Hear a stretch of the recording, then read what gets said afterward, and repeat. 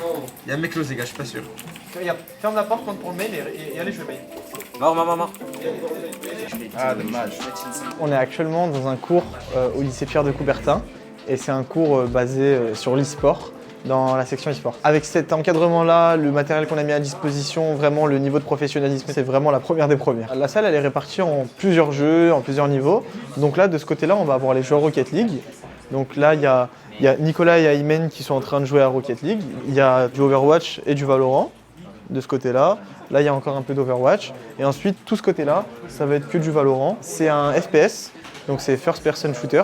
Donc le but, en fait, c'est 5 contre 5. C'est d'essayer d'éliminer en fait, l'équipe adverse avec des personnages et des sorts. Pendant ce cours-là, par exemple, en gros, on doit se mettre à la place d'un coach et faire une review d'une partie. Le but, c'est d'expliquer les stratégies utilisées pour gagner la partie et on doit essayer de comprendre justement comment ils jouent et pourquoi l'autre équipe a perdu. Toutes les strats que vous avez trouvées, genre on les mettra dans un book, tu vois. Et quand vous allez faire des équipes, on va les réutiliser les strats. On n'a plus trop l'impression d'être au lycée, on est dans une sorte de bulle. Moi, je suis venu dans la section e-sport pour approfondir mon niveau, pour voir comment les pros évoluent, comment ils s'améliorent, avoir des coachs, avoir un suivi. Puis aussi parce que c'est tous notre passion, les jeux vidéo. On avait fait une étude juste sur les élèves du lycée. On a une centaine d'élèves qui étaient super intéressés par l'e-sport. Il y a eu un engouement énorme. Pour le confort des joueurs, on a pris des chaises. Donc c'est d'une marque super connue. Ensuite on a des ordinateurs donc avec les dernières cartes graphiques, les derniers processeurs, etc. C'est ce qu'on retrouve vraiment sur les circuits professionnels et lors des tournois. On n'est pas tous obligés de jouer avec les mêmes périphériques, donc tout ce qui est clavier souris, etc. Moi par exemple je suis plus à l'aise avec le mien, donc j'ai ramené de chez moi directement. Sachant qu'avec tous les PC qui tournent en même temps, il fait très chaud dans la salle. Du coup, moi je me permets de me mettre à l'aise, donc en claquette.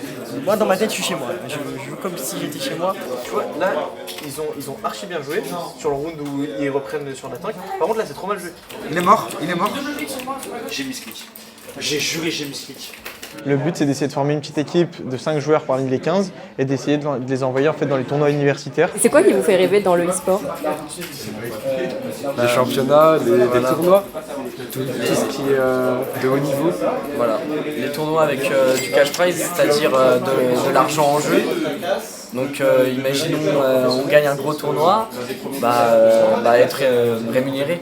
L'argent, pas forcément, c'est plutôt l'expérience de vie qu'on a avec que ce soit les joueurs dans notre équipe ou même sur la scène directement quand il y a des gros matchs. Je trouve ça extraordinaire. Devenir pro, c'est très compliqué. Il y a un très bas pourcentage de personnes qui y parviennent. Mais moi, je sais que je donnerai tout pour essayer d'arriver à ce niveau. Dans la section actuellement, ils sont tous ambitieux. Donc ils ont tous envie de devenir pro.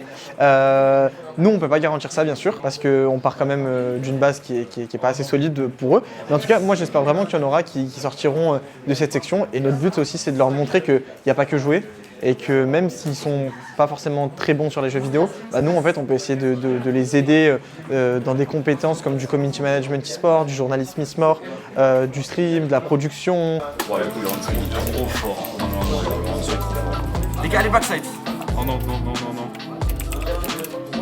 On a fait la cérémonie d'ouverture et on a eu la chance d'avoir les plus grosses pointures de Valorant françaises. Des Soon, des Takas, des Yayax, c'est vraiment des gros joueurs, c'est incroyable.